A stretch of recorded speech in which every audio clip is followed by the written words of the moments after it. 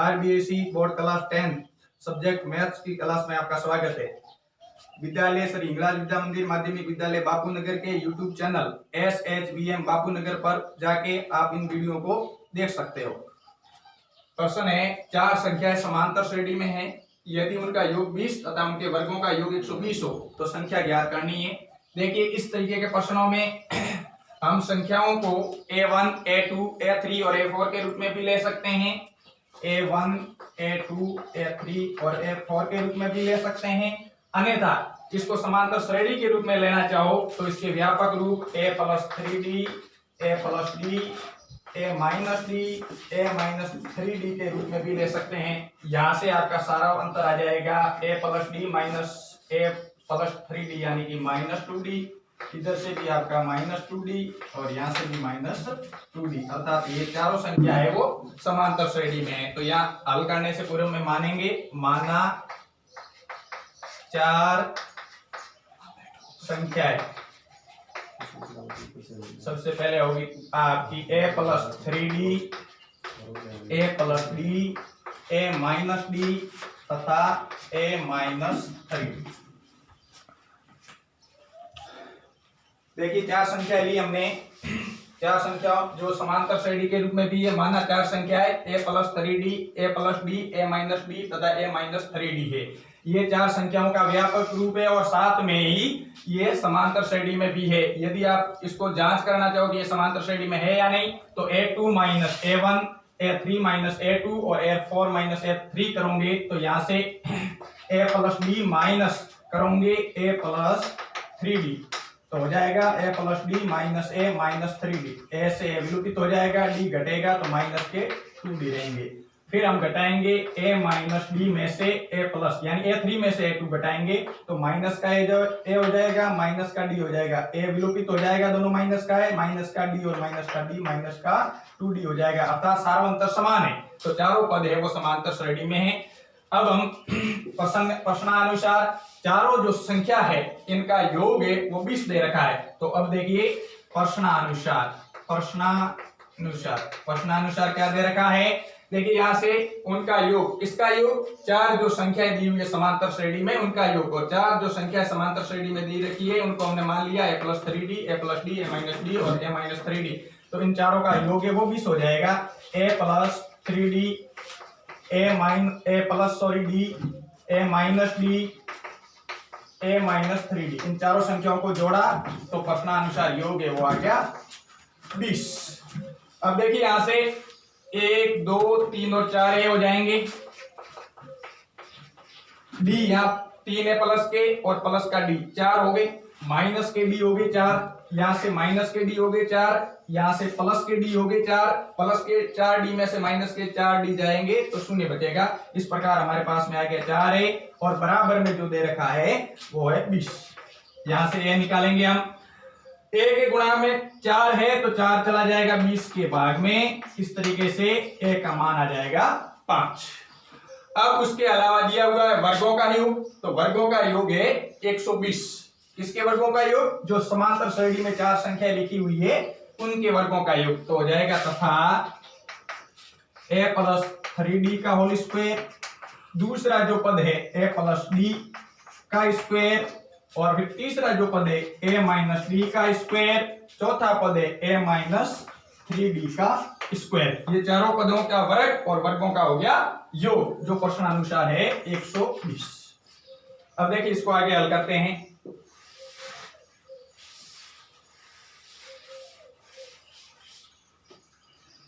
यहां से A+B के होल स्क्वायर से इसको खोल देंगे तो हो जाएगा A का स्क्वायर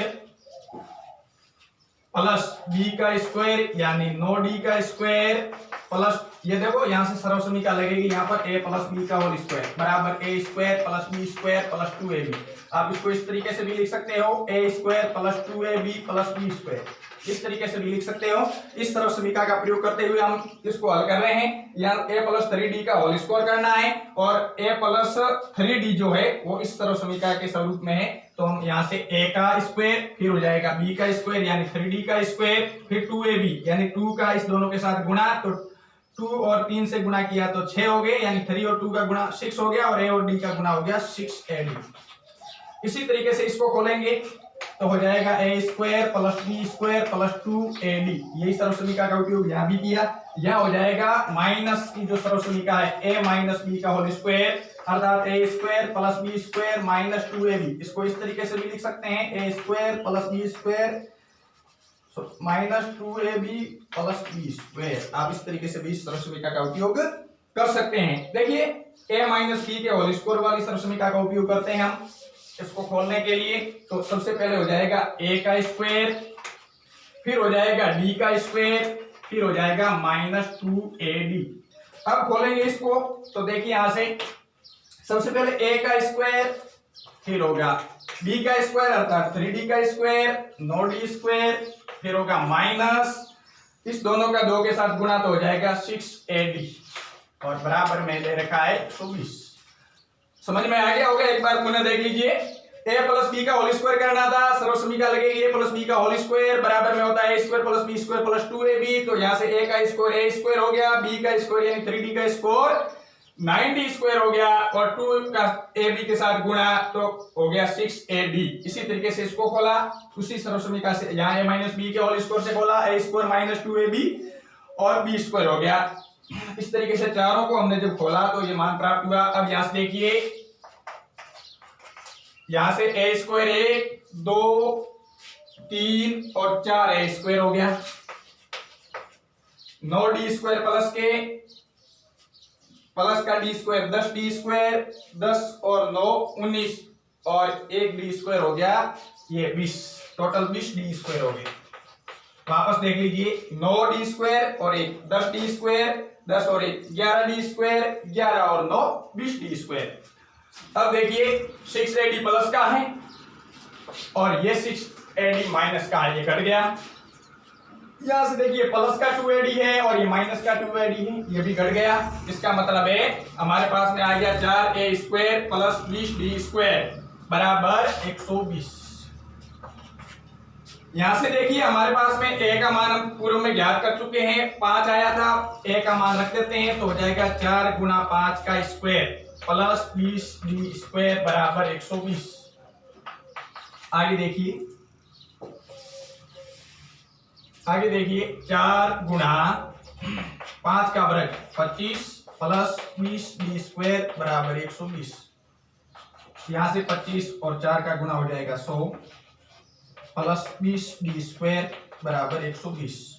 पक्षांतर करेंगे 100 प्लस का है माइनस का हो जाएगा तो हो जाएगा 20d स्क्वायर बराबर 120 माइनस 100। इस तरीके से d स्क्वायर 20d स्क्वायर बराबर में आ गया 20। d स्क्वायर का गुणा में है 20 इसलिए वो भाग में जाएगा तो हो जाएगा 20/20 अर्थात 1। तब d का स्क्वायर हटाएंगे तो 1 का अंडर रूट आ जाएगा और 1 का अंडर रूट होगा 1, इसलिए d का मान आ गया 1। वैसे प्लस माइनस दोनों ही हो सकता है, -1 भी हो सकता है। अब देखिए हमारे पास में a और d आ गया। जिस 4 संख्याओं को हमने लिया था उस चारों संख्याओं का मान ज्ञात करेंगे। अतः 4 संख्याएं जो समांतर श्रेणी में है तो चारों संख्या क्या आ गई, 4 संख्या जो है वो इस तरीके से आ जाएगी। पहली संख्या हमने मानी थी a प्लस 3d तो बराबर में हो जाएगा a का मान 5 प्लस 3 इंटू d का मान हो गया 1। इस तरीके से आ गया 5 प्लस 3 बराबर 8। दूसरी संख्या है वो मानी थी a प्लस d तो हो जाएगा 5 प्लस 1 अर्थात 6। यहाँ a का मान 5 है, d का मान 1।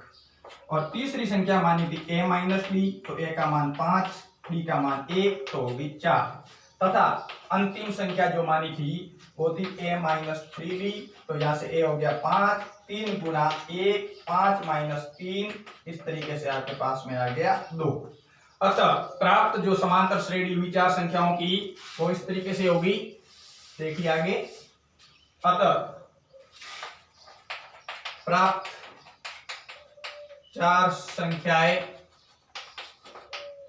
जो कि समांतर श्रेणी में है, समांतर श्रेणी, उन चारों संख्याओं की समांतर श्रेणी हो जाएगी। सबसे पहले हो जाएगी 8 फिर 6 फिर 4 तथा 2।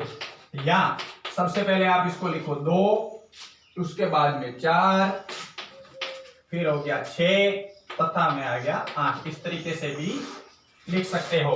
अब आप देख सकते हो अपनी उत्तर की जांच करने के लिए चारों समांतर श्रेणी में जो संख्या थी उनका योग कितना था 20। तो जो आपके पास चारों संख्या आई उनका योग 20 होना चाहिए। तो 8 और 6 14 और 4 18 और 2 20। देखो प्रश्न है प्रथम 1000 धन पूर्णांकों का योग करना है। योग आपने समांतर श्रेणी में पढ़ा Sn। तो देखिए Sn के सूत्र से हम यहाँ योगफल ज्ञात करेंगे। वैसे Sn के दो सूत्र हैं।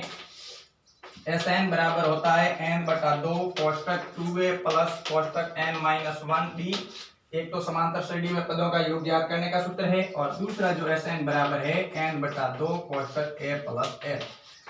ये उस स्थिति में लगता है जब प्रथम और अंतिम पद दे रखा हो। तो देखिए यहां से वैसे प्रथम 1000 जो घन पूर्णांक है इनकी समांतर श्रेणी बन जाएगी एपी 1 2 3 और अंतिम पद हो जाएगा आपका 1000। इसलिए पहला पद भी दे रखा है और अंतिम पद भी दे रखा है। ऐसी स्थिति में आप सूत्र जो है वो Sn बराबर n बटा 2 कोष्टक a प्लस l का उपयोग करोगे। इस सूत्र का भी उपयोग कर सकते हैं। यहां से आपको चाहिए a और d जो कि है हमारे पास में, क्योंकि यहां से प्रथम पद a है, d हो जाएगा 2 माइनस 1 1।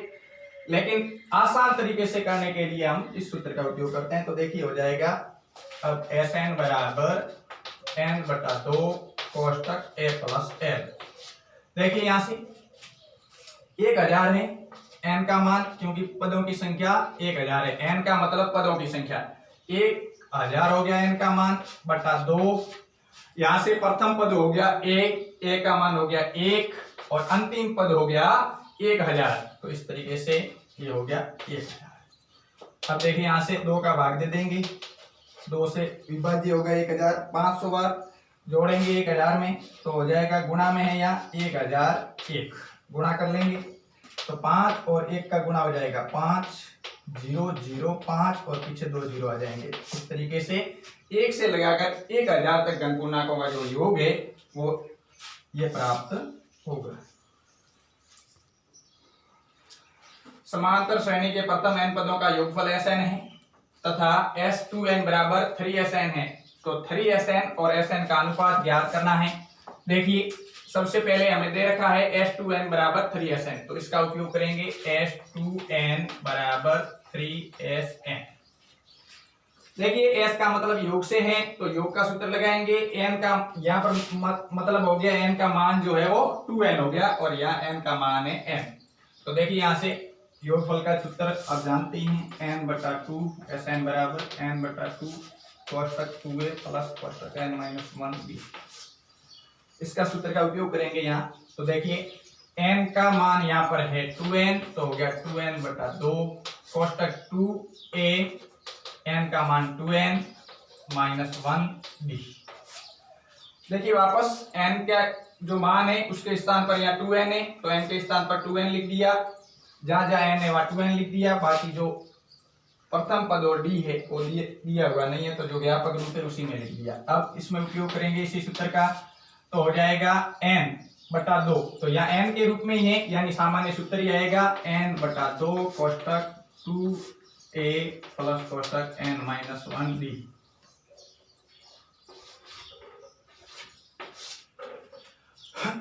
आगे देखिए 2 से 2 कट जाएगा तो रह जाएगा n कोष्टक 2a प्लस 2n और d से गुणा करेंगे। देखिए 2n माइनस 1 का d के साथ गुणा करना है तो 2n और d का गुणा 2n d हो गया माइनस d और 1 का गुणा d हो गया। यहां से देखिए आगे 3n बटा 2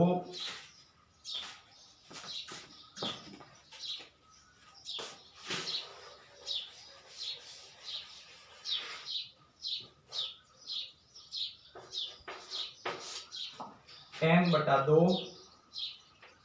2a प्लस n और d का गुणा हो जाएगा nd माइनस 1 और d का गुणा हो जाएगा d।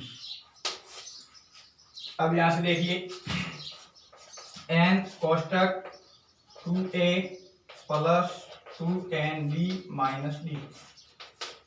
अब n बटा 2 का गुणा कर देंगे तो हो जाएगा 3 कोष्टक n और 2a से गुणा किया ये 3/2 बाहर लिख देता हूं मैं, गुना में है इसको, और फिर हो जाएगा n 2a।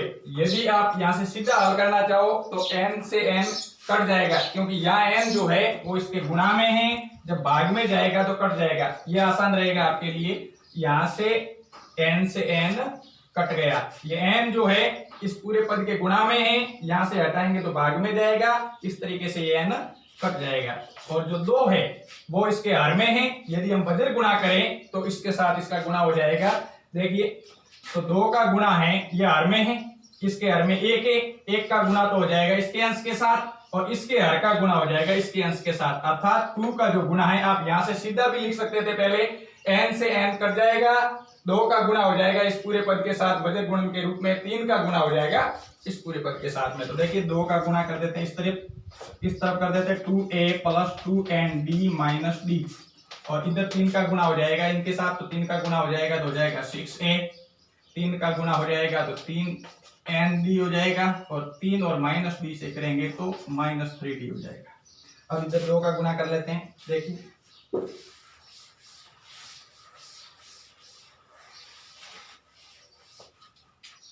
देखो 2 का गुणा करते हैं, 2 और 2a से किया तो हो गया 4a, 2 और 2nd से किया तो 4nd, 2 और -d से किया तो -2d, बराबर में है 6a + 3nd -3d। अब देखिए इसको पक्षांतर करते हैं, 4n जो d है आपका, 3nd इधर लाएंगे तो हो जाएगा माइनस का, सजातीय पदों को पास में लिख रहा हूं मैं, nd वाले जो सजातीय पद है, उसके बाद में माइनस के जो 2d है उसके पास में प्लस के 3d आएंगे, और जो 6a है वो दाएं पक्ष में ही रहने देंगे, और 4a को पक्षांतर करेंगे दाएं पक्ष की ओर तो हो जाएंगे माइनस के 4a। ये हो गया पक्षांतर। इस तरीके से 4nd में से 3nd घटेंगे, 4 में से जब 3 घटेगा तो बचेगा प्लस का ज्यादा, इसलिए प्लस के nd, माइनस के 2d है और प्लस के 3d है, इसलिए बचेगा प्लस का d, बराबर में 6 में से 4 रह गए तो बच गया 2a। ये डाल देंगे समीकरण नंबर 1।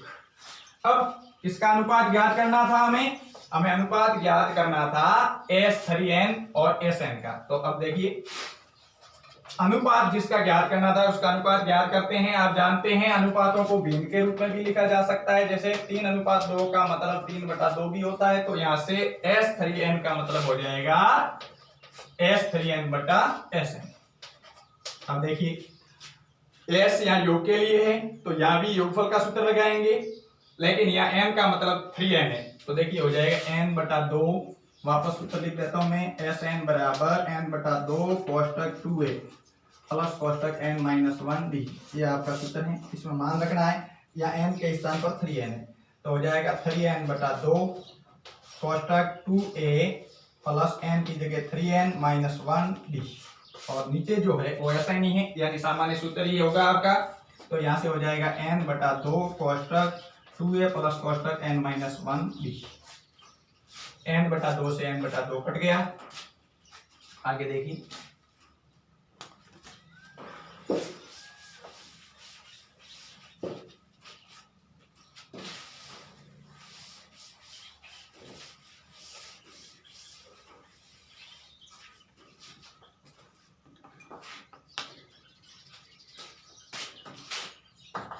देखिए आगे 3 का गुणा हो जाएगा अंदर, तो हो जाएगा 6a, यहां से हो जाएगा। वैसे आप यहां से 2a का मान भी सीधा रख सकते हैं, समीकरण 1 के अंदर आप देख सकते हैं 2a के बराबर क्या है, nd प्लस d, तो यहाँ 2a है इसलिए सीधा मान रख दो, और भी संक्षिप्त में हो जाएगा, उत्तर छोटा हो जाएगा, तो 2a के स्थान पर रख देंगे समीकरण 1 से nd प्लस d। 2a का मान रखा है समीकरण 1 से, 2a के बराबर में क्या था, nd प्लस d, तो 2a का मान रख दिया, इसका गुणा कर दो d का 3n-d के साथ, तो 3nd हो जाएगा, 3nd, फिर हो जाएगा -1 और d का गुणा, तो हो जाएगा -d। यहां भी मान रख दो 2a का समीकरण 1 से, तो हो जाएगा nd प्लस d, फिर हो जाएगा इसका गुणा, तो हो जाएगा nd, n और d का गुणा, -1 और d का गुणा -d। अब इसको हल कर देते हैं,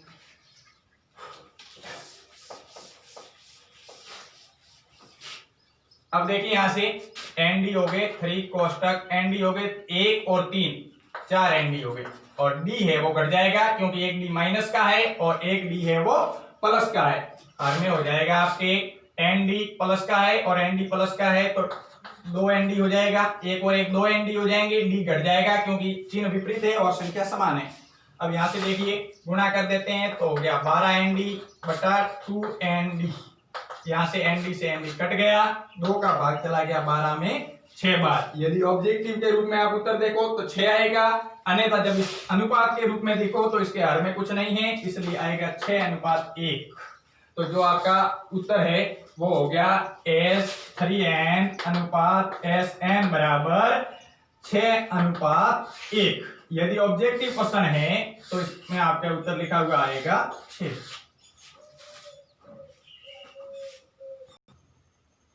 आदि के कारण एक वृक्ष का ऊपरी भाग टूटकर क्षैतिज तल पर 60 डिग्री का कोण बनाता है, तो वृक्ष का शिखर क्षैतिज तल पर वृक्ष की जड़ से 10 मीटर की दूरी पर मिलता है, तो टूटने से पहले वृक्ष की ऊंचाई ज्ञात कीजिए। देखिए यहाँ से ये है वृक्ष की वास्तविक लंबाई। मान लो कि वृक्ष यहाँ से टूटा तो जो इसका ऊपरी शीर्ष है वो गिर के इस तरीके से जमीनी तल पर आएगा, तो जो वृक्ष का पाद भाग है यानी जड़ वाला भाग है उससे जो इसका ऊपरी वाला जो शीर्ष है वो जमीन को छूता है, उसकी जड़ से जो दूरी है वो दे रखी है 10 मीटर, और इसके द्वारा बनाया हुआ जो उन्नयन कोण है वो दे रखा है 60 डिग्री।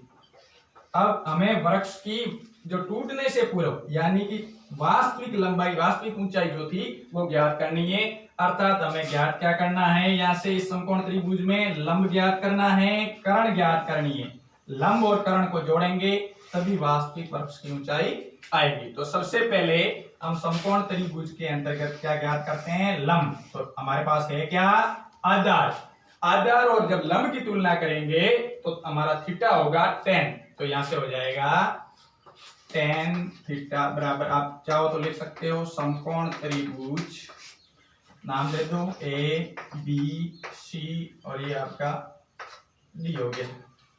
देखिए यहां से त्रिभुज हो गया ए बी सी, समकोण त्रिभुज ए बी सी में tan थीटा बराबर हो जाएगा लंब बटा आधार। देखिए लंब बटा आधार, थीटा का मान है 60, तो यहां से हो जाएगा tan 60। लंब जो है वो आपको ज्ञात करना है, AC है तो हो गया AC, और आधार है वो हो गया आपका 10। अब यहां से देखिए tan 60 का मान होता है √3। वैसे टेबल बनाना आपको आता होगा, नहीं आता है तो देखिए 0 से लगाकर 4 तक संख्या लिखनी है सबसे पहले, उसके बाद में प्रत्येक में 4 का भाग देना है और फिर उनका निकालना है वर्गमूल। इस तरीके से सबसे पहले मान आएगा साइन थीटा का, तो 0 में 4 का भाग 0, 0 का √0, अर्थात ये मान आया 0 का, 30 का, 45 का, 60 का, 90 का। इन थीटों का मान चाहिए हमें, तो 0 का मान आ गया 0। फिर 1 और 4 आपस में कटते नहीं, अंडर निकालेंगे तो 1 का आ गया 1, 4 का आ गया 2, इसलिए साइन 30 का मान आ गया 1/2। 2 से ये दोनों कट रहे हैं 1/2 बार, तो 1 का वर्गमूल तो हो जाएगा 1, 2 का वर्गमूल निकलता नहीं इसलिए √2। 3 और 4 आपस में कटते नहीं इसलिए 3 और 4, 3 का जो √2 है वो 3 ही रहेगा, वर्गमूल भी नहीं निकलता। 4 का वर्गमूल हो जाएगा 2, 4/4 1 हो जाएगा और 1 का वर्गमूल हो जाएगा 1। ये इस तरीके से मान आगे साइन। साइन के बाद में इसी तरीके से कॉस का मान लिखना है तो आप यहाँ से लिखना प्रारंभ करो, तो ये हो जाएगा cos 0 का मान, फिर ये हो जाएगा cos 30 का मान, फिर ये हो जाएगा 45 का मान cos 45, और फिर ये हो गया आपके 1/2, ये हो गया आपके cos 60 का मान, और ये जो है वो हो गया cos 90 का मान। ये आ गया साइन और cos का मान। एक संबंध पढ़ा होगा आपने, tan बराबर साइन थीटा बटा cos थीटा, अर्थात साइन में cos का भाग दो और tan का मान प्राप्त करो। तो 0 में 1 का भाग 0, 1/2 में भाग देंगे तो 1/2 गुना 2/√3, 2 से 2 कट गया इसलिए मान आ गया √1/√3, ये आ गया tan 45। फिर 1/√2 का भाग 1/√2 में देंगे तो 1 आ गया, √3/2 में 1/2 का भाग देंगे तो 2 से 2 कट जाएगा, √3 आ जाएगा। और 1 के अंदर जब 0 का भाग देंगे तो भाग जाएगा नहीं, अर्थात इनफाइनाइट आ जाएगा, अनंत आ जाएगा, या इसको अपरिभाषित भी कह सकते हैं। जैसे ही हमारे पास tan का मान आ जाएगा, हम इसी तरीके से जिस प्रकार sin के मान को उल्टा लिखकर cos का प्राप्त किया, इसी तरीके से हम cot का मान प्राप्त कर लेंगे। फिर cot का मान आ जाएगा, तो उसके बाद बात आएगी sec की, तो cos का उल्टा होता है sec, व्युत्क्रम होता है, तो 1/cos कर देना तो आपका मान आ जाएगा sec का आ जाने के बाद cosec, sin का उल्टा होता है cosec, इसलिए 1/sin कर देंगे sin के मान को तो हो जाएगा cosec। इस तरीके से आपको टेबल प्राप्त हो जाएगी और टेबल में से इन मानों का उपयोग आप कर सकते हैं। देखिए यहां से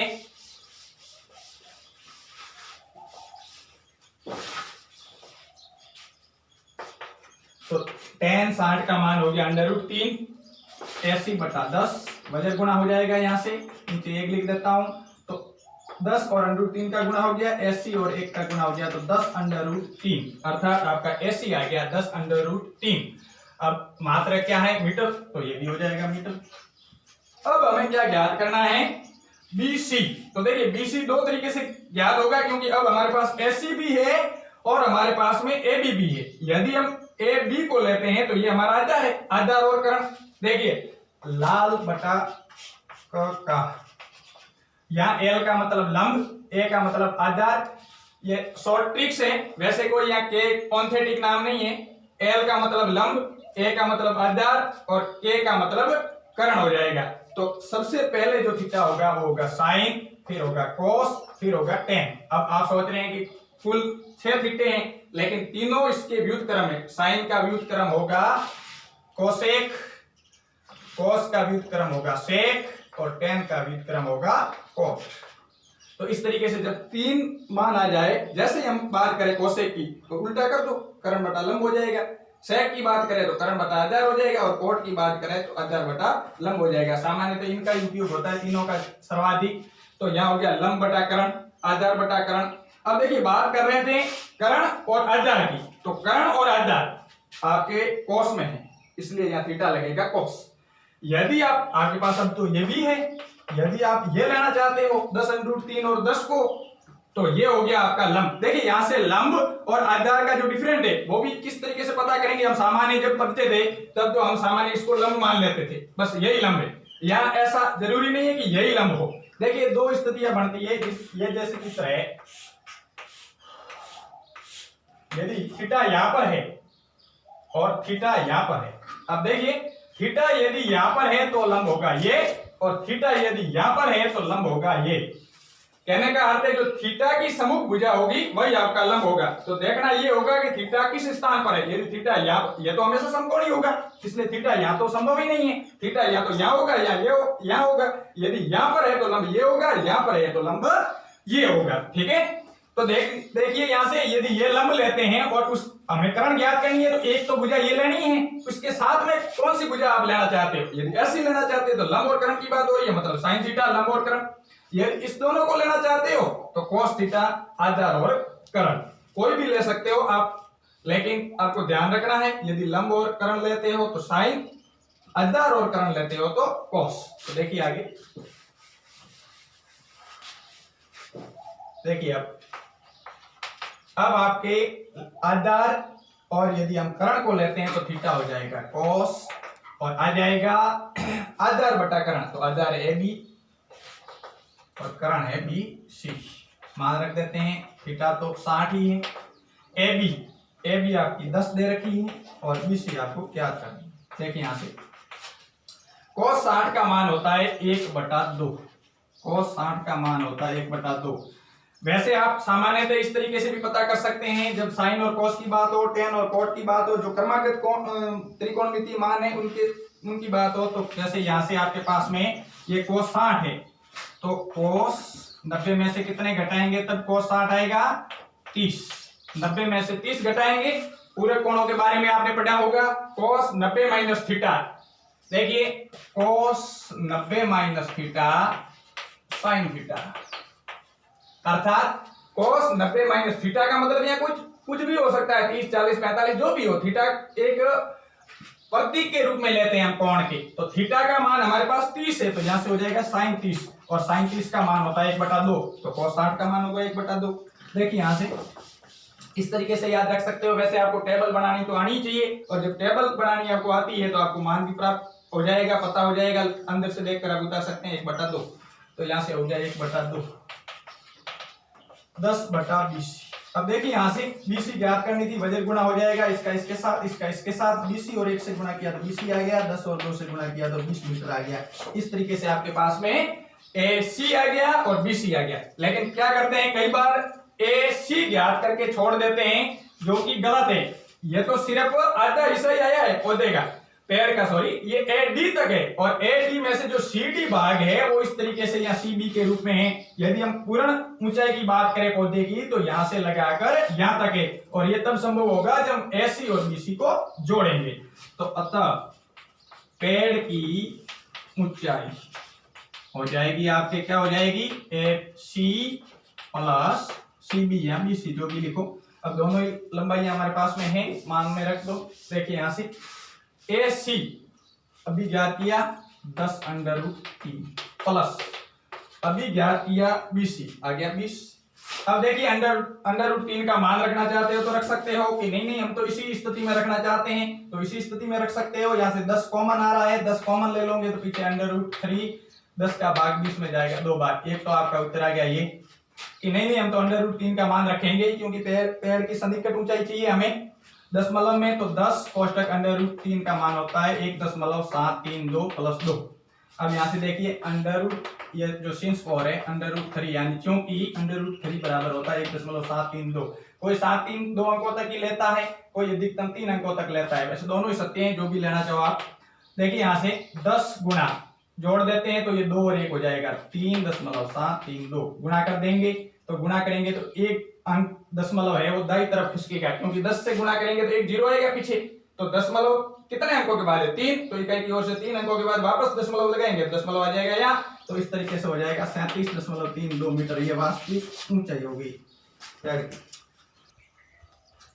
मीनार के आधार से और एक सरल रेखा में 4 मीटर तथा 9 मीटर की दूरी पर स्थित दो बिंदुओं से मीनार के शिखर के उन्नयन कोण पूरक कोण है, तो सिद्ध कीजिए कि मीनार की ऊंचाई 6 मीटर है। यानी कि हमें उत्तर दे रखा है, हमें 6 मीटर इसका उत्तर लाना है, यानी सिद्ध करना है।